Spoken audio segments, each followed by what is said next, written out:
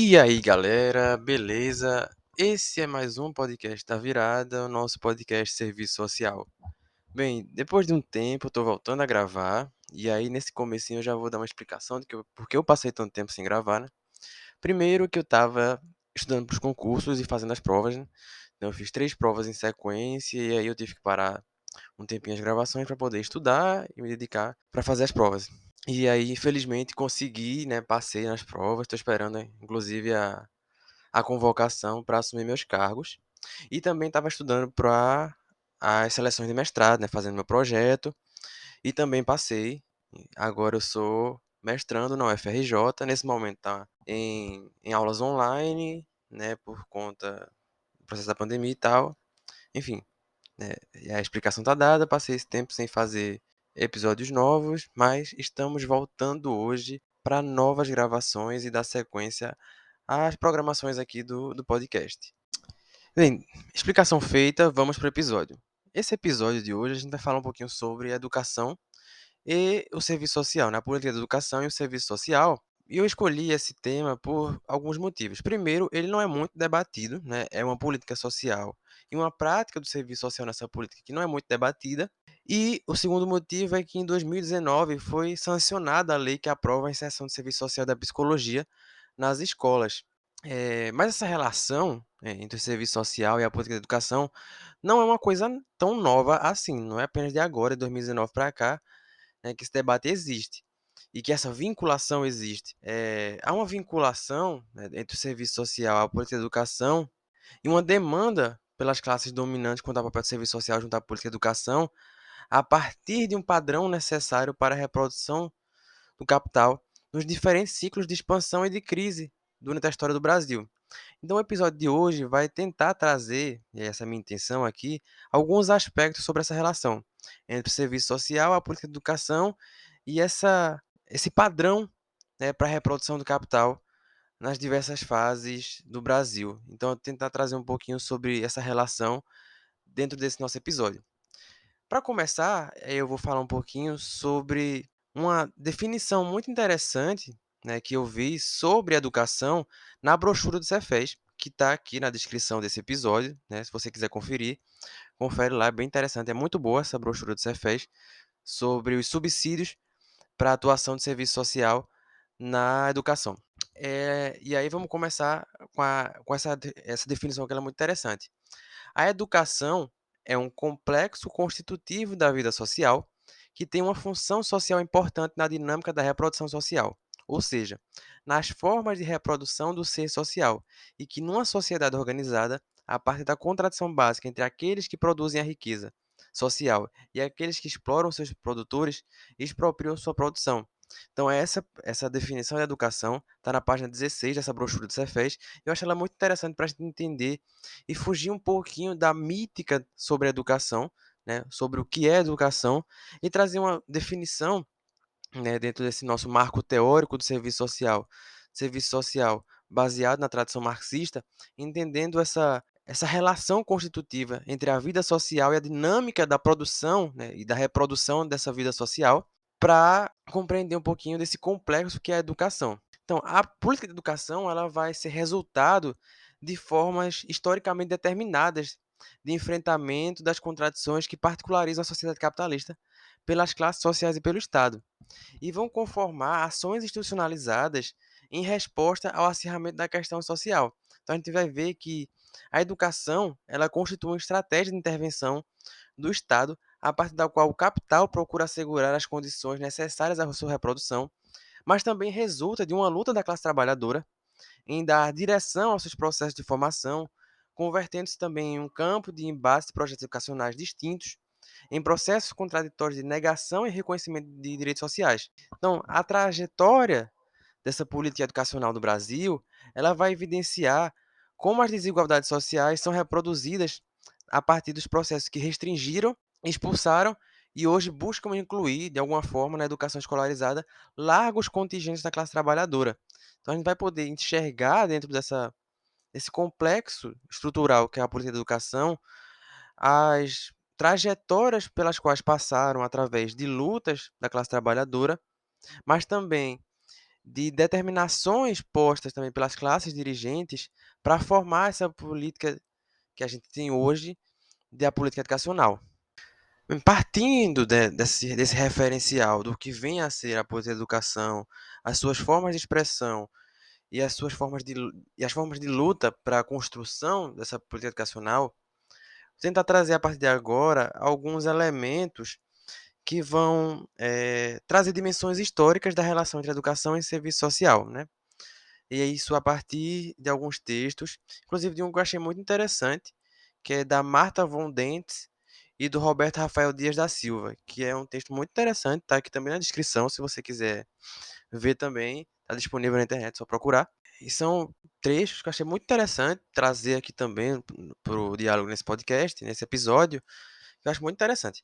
E aí um primeiro aspecto que eu quero ressaltar é que alguns estudos, né, isso antes de falar do serviço social brasileiro especificamente, mas alguns estudos enfatizam que a inserção do serviço social no âmbito educacional, ou seja, o serviço social na escola, né, ele remete a meados de 1906, isso nos Estados Unidos, onde em centros sociais eram designadas visitadoras para realizar o elo entre as escolas de bairros, com o objetivo ali de constatar qual é o motivo pelo qual as famílias não enviavam os filhos à escola, além de constatar também os motivos para a evasão escolar, o baixo aproveitamento e o termo que era usado muito nessa época é a inadaptação das crianças na escola.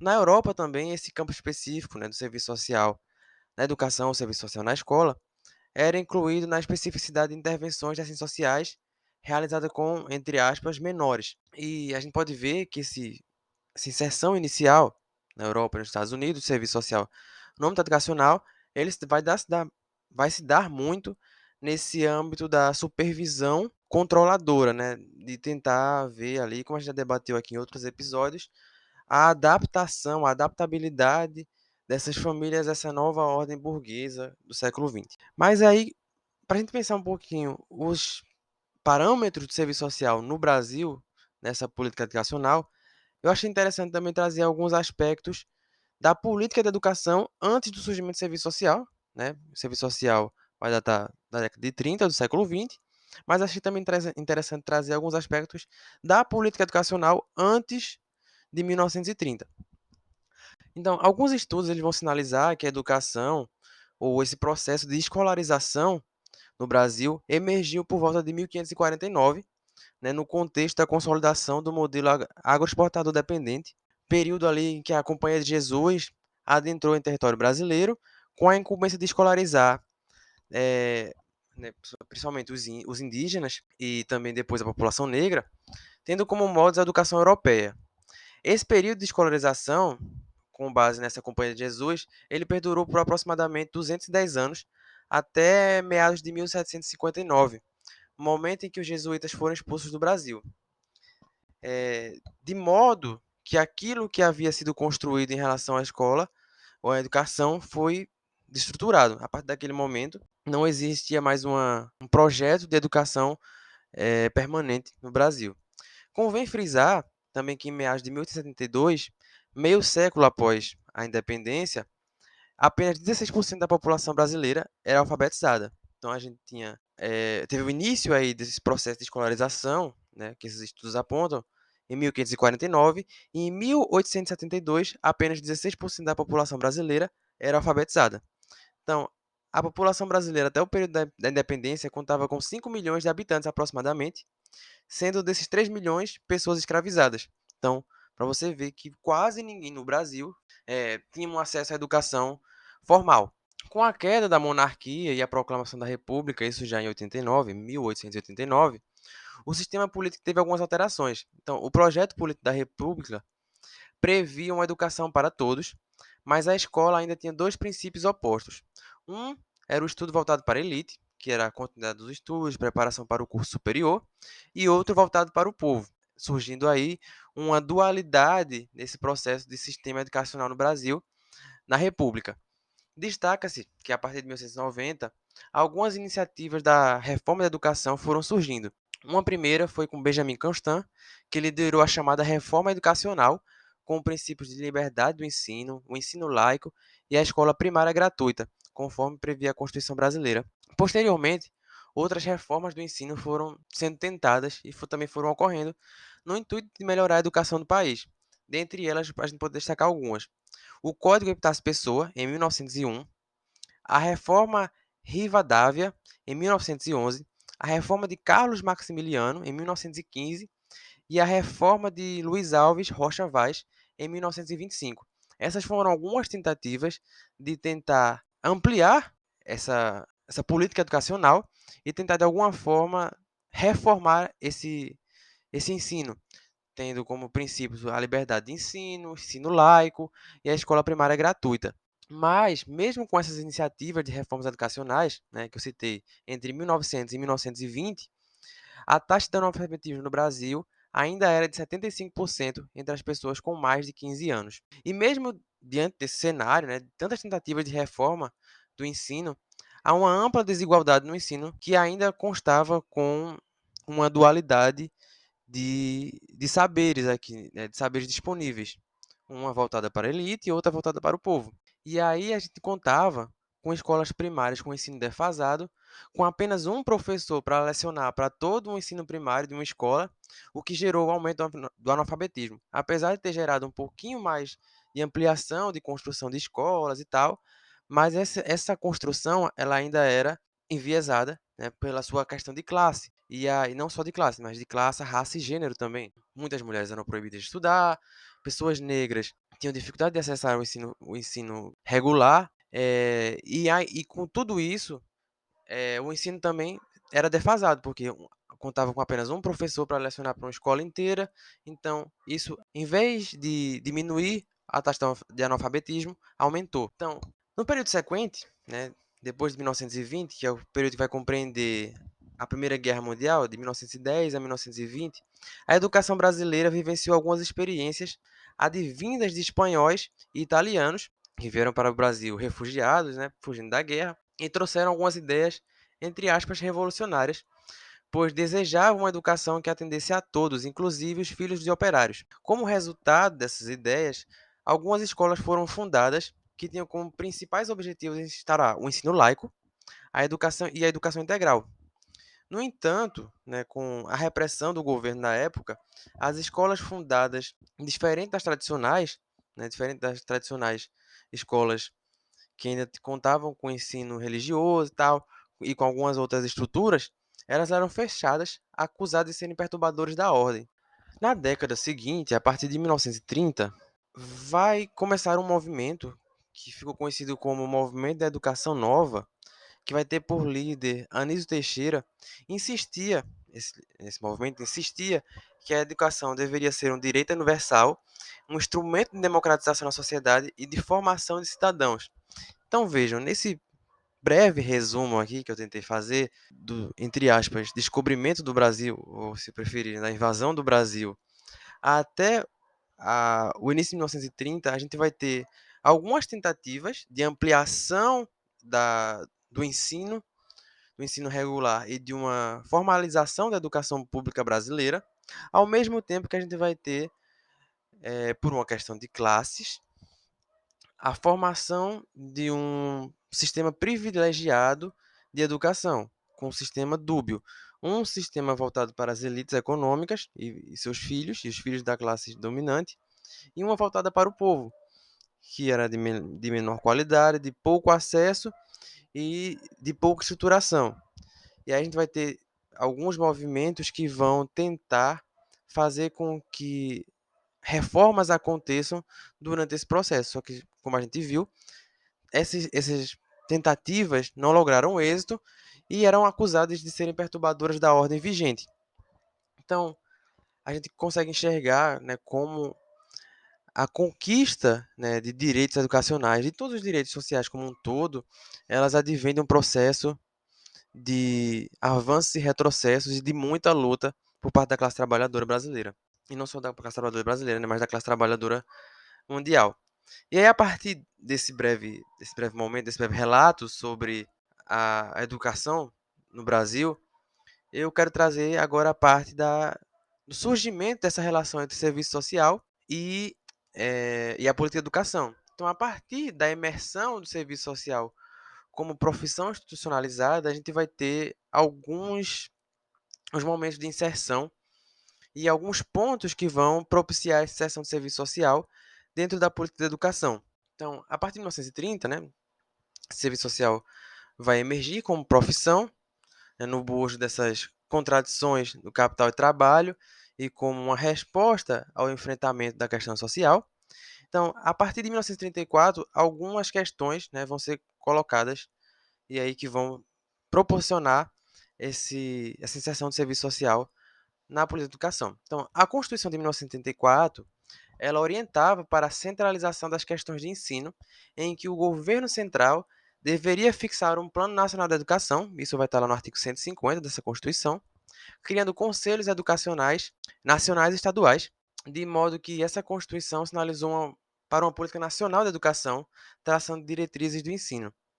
Em 1953, no segundo mandato de Vargas, houve a separação entre as ações da saúde e da educação. A Lei número 1920 estabeleceu especificidade ao chamado Ministério da Educação e Cultura.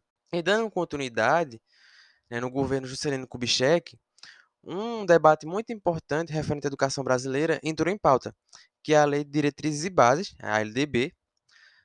E esse debate ele foi precedido pelo Manifesto de 1959, que, diferente de 1932, tratou de questões gerais referentes à política de escolarização. E aí, defensores da atuação dessa reforma, temos um que vai se destacar muito bem, né, desse movimento, que é o professor Florestan Fernandes, que, junto a outros professores, buscaram fomentar discussões no interior do Brasil sobre a LDB. Entretanto, a LDB não foi à frente nesse momento. E aí, tanto a LDB de 1961 quanto a de 1971 não trouxeram mudanças radicais à realidade educacional brasileira, né? A LDB, nesse momento de 1950, ela não vai sair do papel, e ela só vai sair do papel em 1961 e 71, só que elas não trouxeram grandes mudanças radicais à educação brasileira, a despeito da luta dos professores e da classe trabalhadora como um todo. No período ditatorial, a gente vai ter algumas heranças que vão ser legadas para a educação, como as políticas de escolarização, os movimentos sindicais, que vão reivindicar a partir de greves de professores e greves gerais, e várias conferências de educação. Porém, algumas problemáticas também foram bastante intensificadas durante esse período. Em 1983, o país contava com aproximadamente 60 milhões de analfabetos e semi-letrados para uma população de aproximadamente 130 milhões de pessoas. Esse dado vai revelar a forte dificuldade do processo de democratização do ensino e da extensão e das oportunidades, né, de acesso à escola. A partir desse momento, a gente pode notar que depois de 1930, de 35 para frente, há uma série de tentativas, e algumas logrando êxito, né, de tentar fomentar essa cultura da educação democrática, da educação para todos, de uma forma robusta, né? Então vai ter a criação do Ministério da Educação e Cultura, ainda no governo Vargas. A primeira discussão sobre a LDB, que apesar de não ter ido para frente durante o governo de Kubitschek, mas que vai levar um movimento para institucionalizar uma lei de diretrizes e bases para a educação. A gente vai ter um movimento ali de discussão, que vai ter, como eu falei, o destaque do professor Florestan Fernandes, e que vão consolidar de alguma forma essa LDB de 61 e 71, apesar de não ter trazido grandes mudanças radicais, mas trouxeram de alguma forma algum processo de melhorias para a educação, se comparado ao passado que a gente já comentou aqui. E aí, com essa derrocada, né, da ditadura na década de 80, né, no final da década de 70 para o começo de 80, uma forte mobilização pela educação vai ocorrer e que vai acompanhar as lutas pela democratização, pela redemocratização, e que vai demonstrar ali que esse cenário não tinha mudado consubstancialmente durante aquele período ditatorial, apesar de algumas mudanças. E que tais demandas vão se encontrar respaldadas nessas demandas por esse processo de democratização, vão surtir efeito e vão ser respaldadas nos preceitos da Constituição de 88. Então vejam, mesmo que com suas dificuldades, suas deficiências, a produção de um arcabouço teórico e legal para a consolidação do serviço social na educação. Algumas políticas educacionais vão sendo construídas, sobretudo a partir de 1988. E aí, né, eu trouxe primeiro esse arcabouço, né, histórico, ali, da década de 30 para frente, até a década de 80, claro, de uma forma um pouco ligeira, não tão profunda, mas para trazer exemplo de como a sensação de serviço social vai podendo ser mais consolidada. Então, algumas produções científicas, e aí algumas produções de serviço social vão trazer isso, que algumas produções científicas vão referendar as interfaces entre a educação e serviço social durante esse período, a partir da década de 40. Um exemplo é a obra Serviço Social, Infância e Juventude Desvalidas, que é de 1939, e que vai ser reeditada em 1935, na qual a assistente social Maria Isolina Pinheiro aborda ideias e técnicas do serviço social nas diferentes áreas de atuação. E aí, na especificidade do serviço social escolar, o serviço social vai aparecer como um espaço de ação social e que devia prestar subsídios de informação sobre a vida dos alunos. Então, esse é um primeiro esboço daquilo que seria as ações de serviço social na política de educação. O serviço social atuaria como espaço de ação social para subsidiar as informações sobre a vida dos alunos. Então, sobre a vida dos alunos, a gente pode aqui conjecturar que vai ser demandado saber como era a sua família, a relação da sua família, quais os espaços para atuação do serviço social dentro daquela família, espaços de controle ou de ajustamento e por aí vai. Então, a gente pode imaginar um pouquinho de como se dava essa especificidade do serviço social na educação a partir de 1939. As demandas apresentadas aos cientistas sociais em relação à educação nunca estiveram limitadas a uma exceção restrita aos estabelecimentos tradicionais educacionais, né, as escolas, sendo acionadas também a partir das instituições do Poder Judiciário, das empresas, das instituições de qualificação de força de trabalho juvenil e adulta, pelos movimentos sociais, entre outras, envolvendo tanto o campo da educação formal como as práticas no campo da educação popular. Então, tem uma passagem do livro da Yamamoto, né, das Relações Sociais e Serviço Social no Brasil, que fala também um pouco disso, dessa inserção, não só nos espaços tradicionais, né, de educação, como a escola, por exemplo, mas as empresas também foram demandantes da prestação de serviço social para a educação. Lembrem do capítulo onde a Yamamoto vai falar, e o Raul de Carvalho, vão falar sobre a ligação de serviço social com o Sistema S, por exemplo, de uma demanda ali para a qualificação da mão de obra na década de 40, na década de 50, e o serviço social vai estar ali muito atuante nesse setor. Então, é mais um processo, né, para a gente pensar também essa inserção do serviço social no espaço educacional. E há também, né, como eu trago, não só nesses espaços, mas também no campo da educação popular, sobretudo na atualidade, a partir de 1990. Mas, enfim, em 1940, vai ter uma produção significativa de trabalhos de conclusão de curso, descrevendo essa inserção e essa intervenção de serviço social no espaço ocupacional educacional. Uma referência nesse período é o trabalho da Maria Tereza Guilherme, que vai ter o nome Serviço Social Escolar, publicado em 1945 pela Imprensa Oficial do Estado de São Paulo, onde vai se identificar ali a perspectiva da unidade de família, igreja e Estado.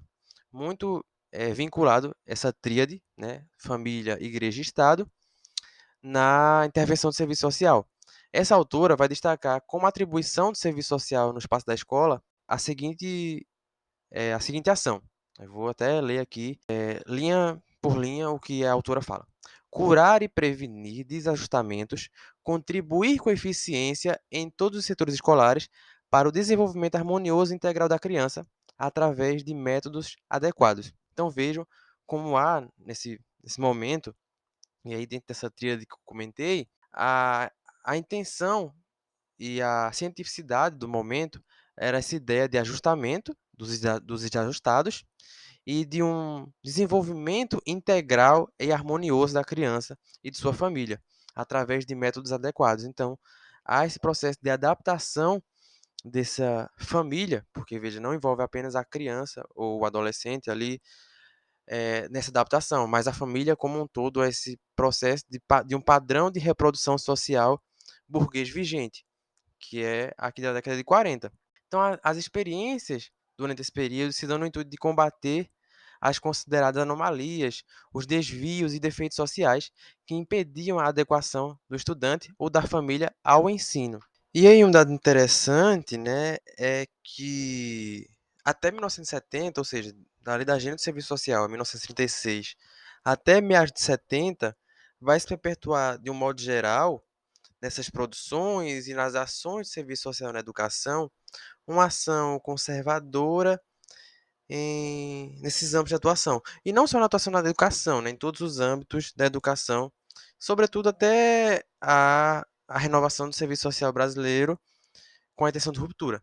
E aí, nesse processo, aproveitando aqui que eu estou falando do processo de renovação, um processo de renovação do serviço social, e aí fica a dica. A gente tem aqui na primeira temporada 3 ou 4 episódios, agora não estou recordando bem, mas acho que são 3, que falam sobre o processo de renovação no Brasil. Se você ainda não ouviu, se tem alguma dúvida sobre o processo de renovação, sobre as vertentes que fazem parte da renovação do serviço social brasileiro, né? E aí eu me baseio muito para fazer esses episódios do livro Ditadura e Serviço Social, do Zé Paulo Neto.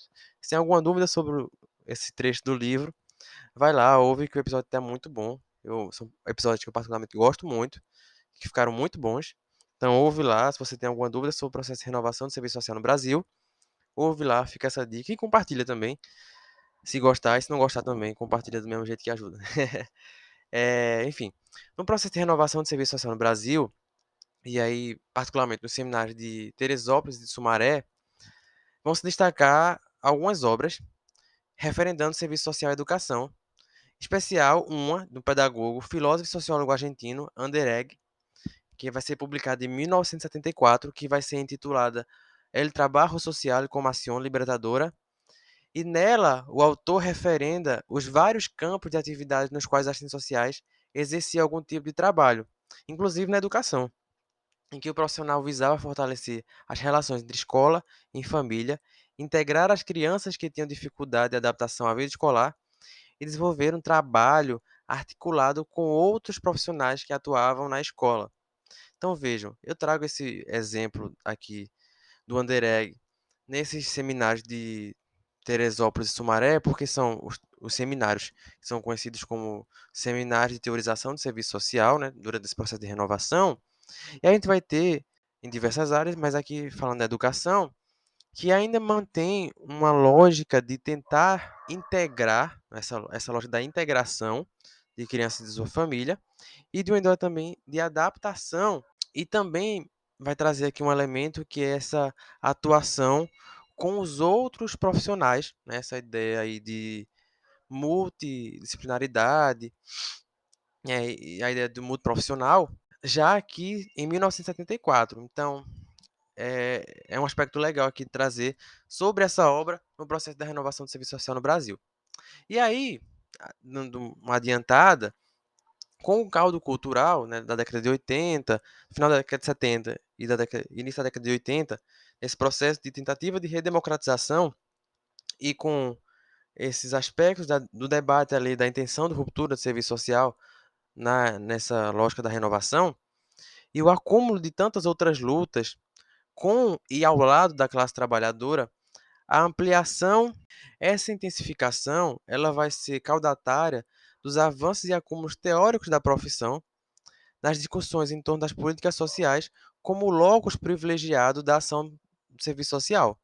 Isso vai ser muito importante para a gente compreender, né, a partir desse marco teórico do marxismo dentro do serviço social, compreender quais são as relações de produção e de reprodução da vida social e como a política educacional vai se tornar um locus privilegiado também para a ação de serviço social nessas ações nas expressões da questão social. Então, simultaneamente, a atenção para garantir a qualidade da educação, percebe-se que o crescente interesse dos agentes sociais pela área, né, como objeto de pesquisa e como campo interventivo, ela vai crescer, né, principalmente a partir, como eu falei, da década de 90. Nos anos 2000, o projeto de lei número 3.688, que vai dispor ali sobre a inserção da assistente social e psicólogo no quadro da educação, foi apresentado na Câmara dos Deputados. E vejam, essa foi a primeira iniciativa, com base na legislação, para tentar incluir assistentes sociais e psicólogos no quadro de profissionais da educação.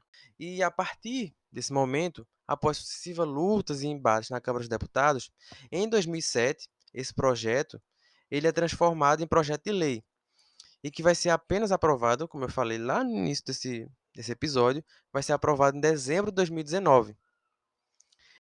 A participação do serviço social, até hoje e antes da lei, só estendia a participação do serviço social, até hoje, antes da lei, se estendia a responder, sobretudo, às requisições socioinstitucionais na ampliação das condições de acesso e permanência da população nos diferentes níveis e modalidades de educação, a partir da mediação de programas governamentais instituídos mediante as pressões de sujeitos políticos que atuam no âmbito da sociedade civil, especialmente as universidades, são as universidades públicas e institutos federais, por meio de políticas assistenciais e ações afirmativas muito vinculadas aos programas e políticas de concessão de bolsas ou algum tipo de benefício. E veja, o serviço social, né, antes da aplicação dessa lei de 2019, ele vai se deter muito nos espaços de universidades públicas e de institutos federais, né, os IFs, por meio de ações que vão tentar ali, de alguma forma, responder às reivindicações, né, do movimento estudantil, do movimento negro, para tentar responder e dar respaldo às políticas de afirmação e as políticas de assistência, que vão ser políticas de permanência no âmbito da universidade. Então, essas políticas elas vão estar muito vinculadas à transferência de bolsas, né, e de algum tipo de benefício, moradia estudantil, acesso a restaurante universitário e por aí vai. Mas essas ações, elas vão estar de forma muito instável. Vejam, a gente pode falar do contexto desigual dessa expansão universitária. Por exemplo, nos anos 2000, a gente teve uma acentuação, né, da política universitária, mas muito por conta também dessa ampliação das redes privadas. A, um termo que eu gosto muito é a ampliação das unisquinas, né? São essas universidades que formam muitas vezes por EAD, com uma parca política educacional e que formam nessa lógica mercadológica. E também, a partir dos anos 2000, a gente vai ter uma inflexão desse modelo neoliberal, sobretudo a partir de 2013, né, que dá uma certa estabilidade nessa política de bolsas. Então, a gente tem, por exemplo, um exemplo recente, os cortes do Ministério da Educação, que faz com que as universidades tenham que cortar bolsas de políticas afirmativas e de políticas assistenciais. E aí o serviço social fica legado nesse contexto a fazer análise socioeconômica para cortar bolsa. Então, vejam que é um espaço ainda muito complexo e muito enviesado pelo contexto socioeconômico do Brasil. E aí a gente não tem uma política robusta ainda para uma ampliação educacional aberta para todos e gratuita e de forma que venha a democratizar realmente o ensino. E o serviço social, enquanto profissão, né, inserido nessa divisão social do trabalho, está imbricado em todas essas contradições que perpassam a política de educação. E aí eu selecionei um trecho que é muito interessante, está na página 38, né, daquela brochura do Cefes que eu comentei, que diz o seguinte sobre as possibilidades e horizontes da política de educação, da atuação profissional do serviço social. Diz o seguinte: a atuação direcionada para a garantia da gestão democrática e da qualidade da educação indica outras dimensões que também se inscrevem no conjunto das lutas sociais pelo reconhecimento e ampliação da educação pública como um direito social, evidenciando sua sintonia com os princípios éticos políticos que norteiam a educação profissional. Reafirma, portanto, a compreensão de que o trabalho do assistente social no campo da educação não se restringe ao segmento estudantil e nem às abordagens individuais. E aí, dando sequência, envolve também ações junto às famílias, aos professores e professoras, aos demais trabalhadores e trabalhadoras da educação, aos gestores e gestoras de estabelecimentos públicos e privados, aos profissionais e às redes que compõem as demais políticas sociais, às instâncias de controle social e aos movimentos sociais. Ou seja, ações não só de caráter individual, mas também coletivo, administrativa organizacional, de investigação, de articulação e de formação e capacitação profissional. Então vejamos como esse novo entendimento do serviço social diverge daquele entendimento que eu trouxe aqui da década de 70, de 40, de que o serviço social não atua de forma isolada, não atua de forma a dar preferência às ações de caráter individual, mas, sobretudo, às ações de caráter coletivo, que envolvam trabalhadores e trabalhadoras da educação, pais, estudantes, de forma a tentar ampliar a ideia de democratização e de uma política educacional democrática, e reafirmando os princípios do projeto ético-político, né, que isso é muito importante para a atuação profissional de serviço social. Isso vai impor aos agentes sociais o desafio da elucidação numa perspectiva de totalidade, aprendendo essa dinâmica contraditória dos processos societários de luta, principalmente nessas particularidades da política de educação, não reduzindo a sua dimensão, né, de sua inserção profissional aos procedimentos técnicos e operacionais que vai manusear ali no seu cotidiano institucional. Então é importante também não se deixar prender, né, por movimentos burocráticos que vão ser demandados no cotidiano profissional, né?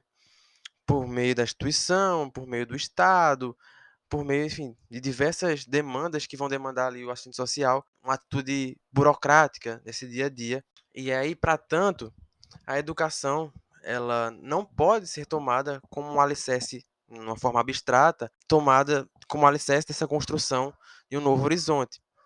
O que muitos evidenciam, né, em discursos ufanistas sobre o alcance das mudanças que podem ser operadas no campo da educação. A educação, claro, é uma ferramenta importante, mas ela não pode ser colocada como alicerce dessa construção de um mundo novo de forma isolada. A ampliação do campo dos direitos sociais, como forma de compreender a cidadania em seu sentido mais classista e menos abstrato, tem no reconhecimento da política de educação como um direito social a ser universalizado um dos momentos desse processo de mobilização e luta social, mas como um meio e não como finalidade de realização de uma nova ordem social. É importante compreender que a política educacional ela está inserida dentro de um contexto que é a sociedade capitalista. E aí, considerando que a política de educação resulta dessa dinâmica contraditória dessa sociedade capitalista, e por esta mesma razão se constitui numa das formas de assegurar suas condições de reprodução, pensar a qualidade da educação escolarizada requer situar de que prisma classista se quer abordar a noção de qualidade dessa educação. A gente quer uma educação que tente ampliar os horizontes para uma nova sociedade, ou a gente quer ampliar uma qualidade que seja como a reforma do novo ensino médio, que quer formar trabalhadores precarizados. Então a gente tem que ver qual é a noção dessa qualidade para se pensar a política de educação. E aí um último adendo aqui que eu tento fazer nesse episódio é frisar que não há nenhuma espécie de fala messiânica ou algo do tipo, né, nenhum messianismo, como diria Yamamoto, quanto à atuação crítica do assistente social na política de educação. A qualidade da educação a ser assegurada em consonância com o projeto ético-político profissional de serviço social não se alcança como resultado da ação de um único profissional ou de uma única profissional, né? Não é o professor, não é o assistente social de forma isolada, não é o psicólogo de forma isolada que vai garantir essa qualidade na educação ou na política educacional. Há uma necessidade, como eu falei, né, anteriormente, de procurar ações coletivas com os movimentos sociais, com trabalhadores da educação, com os estudantes, fomentando uma ideia de educação democrática, mas também procurando demonstrar nos espaços coletivos os limites dessa educação burguesa e dessa sociedade burguesa, né? Procurando aumentar o leque da análise dessa nossa sociedade, dessa nossa sociabilidade e procurando construir um mundo novo. Nesse sentido, a atuação do serviço social deve ampliar o horizonte político-pedagógico nas abordagens individuais e grupais, voltada para discussões temáticas, muitas vezes limitadas ao processo de valorização e reconhecimento do protagonismo dos sujeitos sociais. E é com essa fala que eu quero fechar esse episódio do podcast, né? A gente pensar a política educacional numa forma de ampliar os horizontes para um novo horizonte político-pedagógico e para um novo horizonte ético-político, né? A gente tentar ampliar esse processo de uma educação democrática para uma sociedade democrática verdadeiramente. Então, essa foi a minha tentativa de trazer aqui um pouquinho desse episódio, né, sobre a política de educação e o serviço social, né, suas vinculações, suas contradições e seu processo formativo. Eu espero que tenha ficado um bom episódio, espero que tenham gostado. Se gostou, compartilha, se não gostou, compartilha também, né? Ajuda aí a conhecerem o podcast, a conhecer um pouquinho desse trabalho aqui que a gente tenta fazer, trazendo de alguma forma um debate sobre serviço social e tentando trazer, né, esse horizonte crítico do serviço social de alguma forma. Eu espero que eu tenha trazido aqui da melhor maneira possível. E alguns recados também. Sigam a página do Instagram, Podcast da Virada. Siga lá no Instagram ou siga no Facebook também. Olhem o canal do YouTube do Podcast da Virada. Né? Se inscreve lá, compartilha também. Eu vou começar a fazer mais vídeos pro canal do YouTube. E muito em breve também estou tentando aqui algumas articulações, e por isso também demorei para fazer novos episódios, de convidadas e convidados para participar do podcast. Aguardem que vem muita gente boa por aqui também participar um pouquinho e trazer um pouquinho no debate qualificado dentro do serviço social brasileiro. Então, agradeço a todos que escutaram até aqui. Se gostou, mais uma vez, compartilha as redes sociais, segue lá. Valeu, até a próxima. Um abraço a todos, um abraço virtual. Cuidem-se e até o nosso próximo episódio.